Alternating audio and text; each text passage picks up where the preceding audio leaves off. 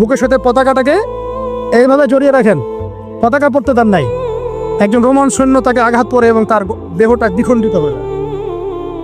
এই খবর নবী সাল্লাল্লাহু আলাইহি ওয়াসাল্লাম ওই মদিনায় বসে বসেই পাচ্ছিলেন।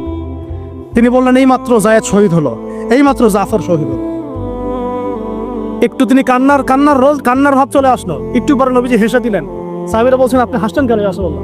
তিনি বলছেন যে জাফর এর ডান হাত প্রথমে কেটে গেছে, তারপর বাম হাত কেটে গেছে। আল্লাহ রাব্বুল আলামিন তাকে এই দুইটা কাটা হাতের বিনিময়ে জান্নাতে দুইটা বড় বড় পাখা দিয়েছে। এইটা দিয়ে তিনি জান্নাতে ঘুরে বেড়াচ্ছেন আর ফল খাচ্ছেন। তার নাম হয়ে গেল জাফর আত-তাইয়ার, জাফর আত-তাইয়ার, পাখাওয়ালা। এরপরে পতাকা হাতে নিলেন সেই আব্দুল্লাহ বিন রাওয়াহা রাদিয়াল্লাহু আনহু।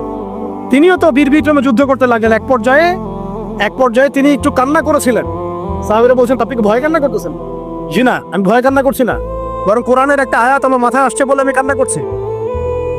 সে আয়াতটা ছিল সূরা মারিয়ামের মধ্যে, ওয়া ইম মিনকুম ইল্লা ওয়ারিদুহা কানা আলা রাব্বিকা হাতমান মাকদিয়া। একটা আয়াত আছে কোরআনে, সূরা মারিয়াম।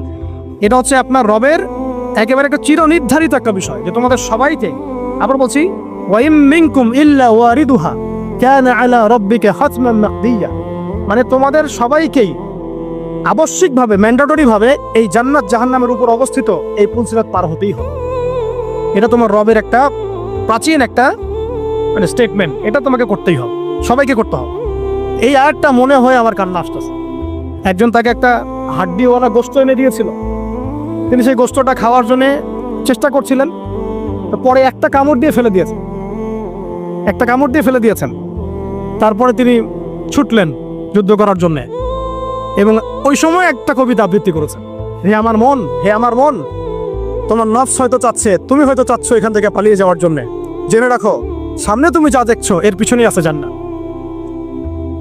শেষমেশ কি জীবন দেখেন, কি ব্যক্তিত্ব, কি ক্যারেক্টার, কেমন গায়রত, কেমন ইজ্জত, কেমন সম্মান, কি জীবন।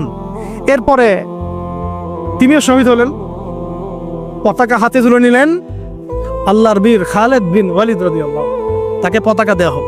তিনি কিন্তু নতুন মুসলিম হয়েছেন। উহুদের যুদ্ধের যে ক্রাইসিস, এটা কিন্তু তার হাতে। কাজা ওমরা আদায় করতে গিয়ে নবীজি চিঠি লিখে দিয়েছেন, ছোট্ট করে একটা, একজনে তারা লিখিয়েছেন যে খালিদকে চিঠিটা পৌঁছে দিও। ওখানে লেখা আছে, খালিদ তুমি যদি কাফেরদের পক্ষ অবলম্বন না করে মুসলিমদের পক্ষ নিতা কতই না ভালো। ঠিক আছে, একটা লেখা, একটা চিঠি খালিদ রাদিয়াল্লাহু আনহু একবারে কলিজাটা কাঁপায় ফেলছে।